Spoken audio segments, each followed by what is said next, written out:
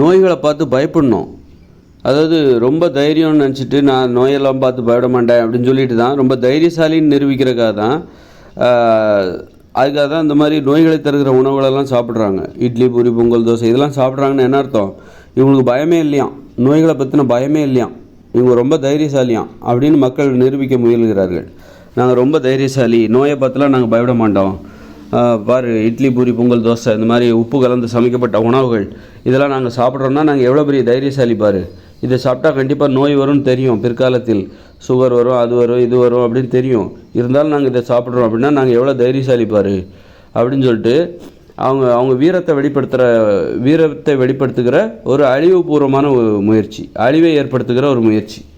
அழிவை எதிர்கொள்வதில் நாங்கள் எவ்வளோ தைரியமாக இருக்கும் பாருங்கள். இந்த நோய்களை ஏற்படுத்துகிற உணவுகளை பார்த்து நாங்கள் பயப்பட மாட்டோம் அப்படின்னு சொல்லிட்டு அந்த நோய்களை தருகிற உணவுகளை நோக்கி தங்களோட வீரத்தை வெளிப்படுத்துகிற ஒரு முயற்சியாக தான் அதை பார்க்குறாங்க.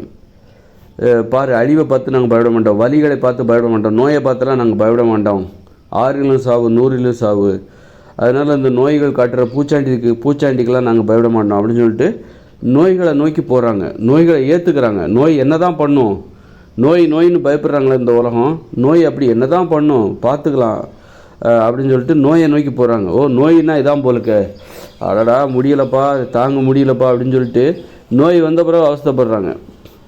நோய்களை முதல்ல விரும்பியே போகிறாங்க, அப்புறம் ஏற்றுக்கிறாங்க, அதை சகிச்சுக்கிறாங்க, நோய்களோடு வாழ்ந்துடலான்னு பார்க்குறாங்க. ஐயோ இப்போவே இப்படி இருக்கே, போக போக என்ன ஆகுமோ, 50 வயசுலேயே இந்த மாதிரி சுகராலேயே ஏதோ ஒரு நோயால் அவஸ்தைப்படுறோமே, போக போக அடுத்தடுத்த வருஷம் என்ன ஆக போதோ அப்படின்னு சொல்லி அவங்க நடுங்க ஆரம்பிச்சிடுறாங்க. நோய்கள்னா இப்படி தான் போல்க, நோய்கள் ஏற்படுத்துகிற அச்சத்தை கண்டு அப்புறம் ஆட்டம் காண ஆரம்பிச்சிடுறாங்க, அப்புறம் பயப்பட ஆரம்பிச்சிடுறாங்க. நோய்கள் அப்போ தான் இந்த நோய் இல்லாமல் இருந்தால் நல்லா இருக்குமே அப்படின்னு சொல்லிட்டு அப்புறம் தான் வருத்தப்பட்டு என்ன பிரயோஜனம்?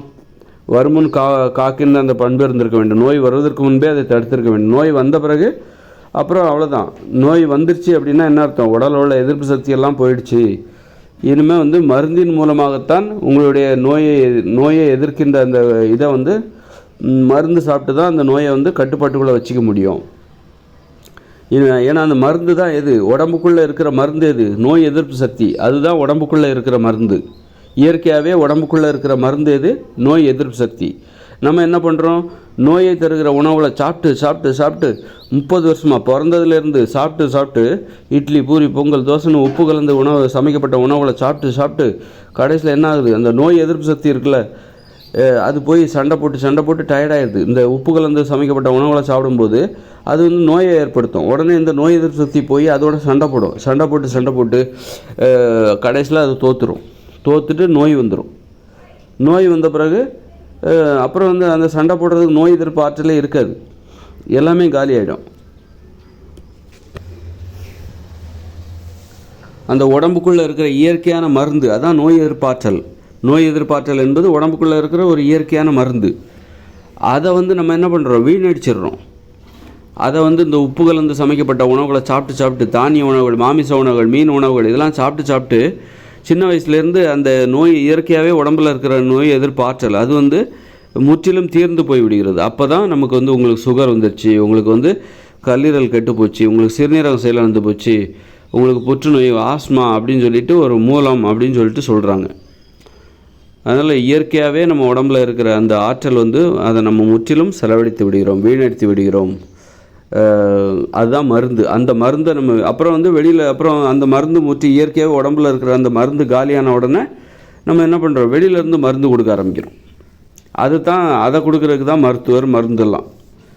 அப்போ வெளியிலேருந்து ஒரு சுகரை கட்டுப்பாட்டுக்குள்ளே வைக்கணும், ஒரு ஆஸ்மாவை கட்டுப்பாட்டுக்குள்ளே வைக்கணும் அப்படின்னு சொல்லிட்டு நம்ம வெளியிலேருந்து வாழ்நாள் முழுதும் அப்புறம் மருந்து சாப்பிட வேண்டியிருக்கு. அப்போது நம்ம என்ன பண்ணணும்? உடம்புக்குள்ளே இருக்கிற அந்த இயற்கையான மருந்து இருக்குல்ல, அதை பாதுகாக்கணும், அதை பெருக்கணும், அதை அதிகப்படுத்தணும். இயற்கையாகவே நமக்கு கிடைக்கக்கூடிய மருந்தை வீணாக உதாரணமாக செலவு பண்ணாமல் அதை பாதுகாக்கணும். அதில் குறையக்கூடாது, இன்னும் நிறைஞ்சிக்கிட்டே போகணும், இன்னும் அதிகமாகிக்கிட்டே போகணும். அதுக்கு தகுந்த மாதிரியான ஒரு உணவை சாப்பிடணும், ஒரு வாழ்க்கையை வாழணும். அப்போ தான் இயற்கையாகவே நம்ம இருக்கிற நோய் எதிர்ப்பு சக்தி அதிகமாகும். அதுதான் மருந்து. உடம்புக்குள்ளே இருக்கிற மருந்து எது? இயற்கையாகவே உடம்பில் இருக்கிற நோய் எதிர்ப்பு சக்தி தான், அந்த ஆற்றல் தான் உடம்புக்குள்ளே இருக்கிற மருத்துவர். அவரை நம்ம பாதுகாக்கணும், அவரை நம்பணும் முதல்ல. அவரை வந்து அவருக்கு வந்து இயற்கையாகவே உடம்புக்குள்ளே இருக்கிற அந்த மருத்துவர் இருக்குல்ல, நோய் எதிர்ப்பாற்றல் என்கிற அந்த மருத்துவர், அவரை வந்து நம்ம வந்து வாழ வைக்கணும் உள்ளுக்குள்ளே. அவரை சாகடிக்கிற மாதிரி உணவுகளை சாப்பிடக்கூடாது, அவரை சாகடிக்கிற மாதிரி நாம் ஒரு வாழ்க்கையை வாழக்கூடாது. அதனால் நோயை பார்த்து பயப்படணும். ஒரு தலைவலி வந்துடுமோன்னு பயப்படணும். ஐயோ தலைவலி வந்துடுமோ, இதை சாப்பிட்டா தலைவலி வரும், இந்த மாதிரி அதை சாப்பிட்டா தலைவலி வரும், அந்த கோழிக்கறியை சாப்பிட்டா தலைவலி வரும், அதனால் அதை பார்த்து பயப்படணும். கோழிக்கறியை பார்த்து பயப்படணும். தலைவலியை பார்த்து பயந்தீங்கன்னா நீங்கள் கோழிக்கறியை பார்த்து பயப்படுவீங்க. சிக்கன் சாப்பிட்டா வந்து உங்களுக்கு சூடுனால தலைவலி வர ஆரம்பிச்சிடும், செரிமான குறைபாடு வர ஆரம்பிச்சிடும். ஐயோ ஒரு மலச்சிக்கலை பார்த்து பயப்படணும், தலைவலியை பார்த்து பயப்படணும், ஏதாவது சளி பிடிச்சிரும், அதனால் அதுக்கு தகுந்த மாதிரி ஒரு வாழ்க்கை, அதை பார்த்து பயப்படணும். நோயை பார்த்து பயப்படணும். சுகர் வந்துடும், சுகரை பார்த்து பயப்படணும், பயந்து நடுங்கணும். சுகருக்கு முன்னாடி நீங்கள் ஒரு கோழை அப்படின்னு உணரணும். சுகர் தான் பெருசு, அதுதான் வலிமையானவர், அதை வந்து நம்மளால் வீழ்த்த முடியாது அப்படின்னு பயந்து அவரை பார்த்து பயந்து ஓடணும். யார்கிட்ட நம்ம வந்து பயந்தாங்கொழியாக இருக்கணும்? நோய்களை பார்த்து நம்ம நோய்களிடம் வந்து நம்ம வந்து ஒரு பயந்தாங்கொழியாக இருக்கணும். நோய்களை பார்த்தா, தலைவலியை பார்த்தா பயப்படணும். தலைவலி வந்துன்னா நீ படுத்துருங்க, தலைவலியை சகிச்சுக்கிட்டே வேலை பார்க்காதீங்க. நோய்களை சகித்து கொள்ளாதீர்கள், நோய்களை ஏற்றுக்கொள்ளாதீர்கள். நோய்களை பார்த்தா தெரிச்சு ஓடுங்க, கிட்டவே வேண்டாம்ப்பா, உன் சாவகாசமே வேண்டாம், உங்ககிட்ட இருந்து எனக்கு எதுவுமே வேண்டாம் அப்படின்னு சொல்லிட்டு, அப்போது நீங்கள் தலைவலியை பார்த்து பயந்தீங்கன்னா தலைவலியை தருகிற காரணிகள்லாம் இருக்குல்ல, தலைவலி எதெல்லாம் பண்ணால் தலைவலி வருமோ அதெல்லாம் பார்த்து பயப்பட ஆரம்பிச்சிருவீங்க. அது மாதிரி உணவு சரி, மலச்சிக்கல், அதை பார்த்து பயப்படணும். அப்படிங்கும்போது என்ன பண்ணுவீங்க? மலச்சிக்கலை ஏற்படுத்துகிற ஒரு வாழ்க்கை முறை, அதை பார்த்து பயப்படுவீங்க. மலச்சிக்கலை ஏற்படுத்துகிற உணவுகள் அதெல்லாம் பார்த்து பயப்படுவீங்க. அதனால் வந்து இந்த வேலைக்கு போனால் இந்த வேலை வந்தாலே ஒரு தலைவலி வந்துருப்பா, அதனால் இந்த வேலையெல்லாம் நான் செய்ய மாட்டேன், அந்த மாதிரி ஒரு மென்மையான வேலைக்குள்ளே போகணும். அது மாதிரி ஒரு மரணத்தை பார்த்து நீங்கள் பயப்படணும். மரணத்தை பார்த்து நீங்கள் வந்து வேகமாக, அப்போ தான் மரணத்தை பார்த்து பயந்தால் தான் வலியை பார்த்து பயப்படணும். வலிக்கும், ஐயோ ரத்தம் வந்துச்சுன்னா வலிக்கும், ஒரு பிளேடு பட்டுச்சுன்னா கீறிச்சுன்னா வலிக்கும், அதெல்லாம் பார்த்து பயப்படணும். அப்போ தான் நீங்கள் என்ன பண்ண மாட்டீங்க? நான் வலியெல்லாம் பார்த்து பயப்பட மாட்டேன்ப்பா, நான் மரணத்தெல்லாம் பார்த்து பயப்பட மாட்டேன் அப்படின்னு சொல்கிறவங்க தான் என்ன பண்ணுவாங்கன்னா வாகனங்களை வேகமாக ஓட்டுவாங்க. தன்னை தைரியசாலி, ஒரு விபத்தை பார்த்து நீ பயப்படணும், வலியை பார்த்து பயப்படணும், மரணத்தை பார்த்து பயப்படணும், நோய்களை பார்த்து பயப்படணும், நடுங்கணும். அதுக்கிட்ட போய் உன் தைரியத்தை நிரூபிக்காத, அவைகளிடம் போய் உன்னுடைய வீரத்தை நிரூபிக்காத. அதுக்கு பதிலாக நீ என்ன பண்ணு, ஒரு பாதுகாப்பான வாழ்க்கை வாழு. அப்போ தான் நீ அங்கே போய் உன் தோல்வியை ஒத்துக்கோ. இப்போ சிங்கம் இருக்குது, அதுக்கிட்ட போய் உன் வீரத்தை காமிக்காத, அதுக்கிட்ட போய் உன் தோல்வியை ஒத்துக்கோ. அது மாதிரி மரணத்துக்கிட்ட போய் உன் தோல்வியை ஒத்துக்கோ. நீ கோழை என்பதை ஒப்புக்கொள். ஒரு தலைவலியை கூட உன்னால் தாங்கிக்க முடியாது, அந்த அளவுக்கு நீ ஒரு கோழை, நீ ஒரு பயந்தாங்குழி அப்படிங்கிறது நீ ஒத்துக்கோ. அங்கே போய் நீ வீரன், நான் வீரமானவர் அப்படின்னு நிரூபிக்க முயற்சி செய்யாத. அதனால் ஒரு தலைவலி, ஒரு மலச்சிக்கல், ஒரு உடல் பருமன், இதெல்லாம் பார்த்து நீ பயந்து நடுங்கு. ஒரு தலைமுடி கொட்டி போயிடும், அதை பார்த்து நீ பயப்படு. அப்போ தான் தலைமுடி கொட்டுறதுக்கு என்னென்ன காரணம் இருக்கோ அதெல்லாம் நீ பார்த்து பயப்படுவ. அதெல்லாம் செய்யக்கூடாது, தலைமுடி கொட்டிடும், உடம்பு குண்டாயிடும், இதை சாப்பிட்டா உடம்பு குண்டாயிடும். அப்போ அந்த உடல் பருமனை பார்த்து பயந்து நடுங்கணும். நீ அந்த மாதிரி பயம் உனக்கு இல்லைன்னா நீ என்ன பண்ணுவ அப்படின்னா, உடல் பருமனை ஏற்படுத்துகிற உணவுகளை நீ சாப்பிட்டுக்கிட்டே இருப்ப. உனக்கு பயம் இல்லை, அவனுக்கு பயம் இல்லை அப்படின்னு சொல்கிற மாதிரி நீ ரொம்ப தைரியசாலி, இதெல்லாம் சாப்பிட்டா உடம்பு குண்டாகும்னு தெரிஞ்சு கூட நீ எப்படி சாப்பிட்றல அப்படின்னு சொல்லிட்டு அந்த மாதிரி தைரியசாலியாக இருக்காதீங்க. அது தைரியமே கிடையாது, அழிவை ஏற்படுத்துகிற ஒரு தைரியம் அது. இன்றைக்கி போரிடுகிறார் முட்டாள்களின் தைரியம், கோழைகளின் தைரியம் அது. அதனால் ஒரு போரிடுகிறார்கள், அந்த வலிகளை பார்த்து அவங்களுக்கு பயம் இல்லை, ஒரு வலிகளை பார்த்து அவங்களுக்கு பயம் இல்லை, அழிவை பார்த்து, ரத்தத்தை பார்த்து பயம் இல்லை, பயம் இல்லாத மாதிரி நடிக்கிறானுங்க.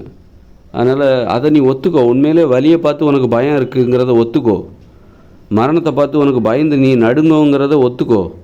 உன் பயத்தை கண்ணில் காமி. மரணத்தை பார்த்தா நீ நடுங்கோங்கிற அந்த பயத்தை உன் கண்ணில் காமி, ஒத்துக்கோ, ஏற்றுக்கோ. ஏற்றுக்காமல் எதுக்கு நீ நடிச்சுக்கிட்டு இருக்க? அந்த நடிப்பு கிடைச்ச தண்டனை, நீ நடித்தாலே உனக்கு தண்டனை கிடைக்கும். அதனால் வேண்டாம்ப்பா, இந்த உலகமே வேண்டாம், இந்த இயந்திர அறிவியல் உலகமே வேண்டாம் அப்படின்னு சொல்லு. இந்த இயந்திர அறிவியல் உலகத்தை பார்த்து நீ பயப்படுறங்கிறத ஒத்துக்கோ. நீ நடுங்க, உன்னை நடுங்க வைக்கிறக்காக தானே இந்த உலகத்தில் எல்லாமே செஞ்சிட்ருக்காங்க. உன்னை பயங்காட்டணும், உன்னை மிரட்டணும், உன்னை அச்சுறுத்தணும், அப்படிங்கிறதுக்காக தான் ஒவ்வொருத்தரும் என்ன பண்ணுறேன், நான் இன்ஜினியராக போய் மிரட்ட போகிறேன் இந்த மக்களை, நான் ஒரு டாக்டராக போகிறேன், நான் இன்ஜினியராக போகிறேன், விஞ்ஞானியாக போய் இந்த மக்களை நான் மிரட்டணும், இந்த மனுஷங்களை நான் மிரட்டணும், நான் பெரிய டேரக்டராகி போய் இந்த மக்களை மிரட்டணும், என்னுடைய திறமையால் மிரட்ட வேண்டும், அச்சுறுத்த வேண்டும், என்னை பார்த்து அச்சப்படணும் அப்படிங்கிறது தான், பிறரை அச்சுறுத்துவதற்காகத்தான் இந்த மாதிரி இந்த இயந்திர அறிவியல் உலகமே உருவாகப்பட்டது, இயங்கி கொண்டிருக்கிறது. அதனால் பிறரை நடுங்க வைக்கிறது இருக்கட்டும், முதல்ல நீயே நடுங்கிறத ஒத்துக்கோ, உனக்குள்ளே இருக்கிற நடுக்கத்தை ஒத்துக்கோ. நீ என்ன மற்றவங்கள நீ பெரிய பெரிய விஞ்ஞானியாகி அணு உலைகளெல்லாம் உருவாக்கி இந்த உலகத்தை மிரட்டணும்னு நீ நினைக்கிறல்ல, உனக்குள்ளே ஒரு பயம் இருக்குது, அதை ஒத்துக்கோ.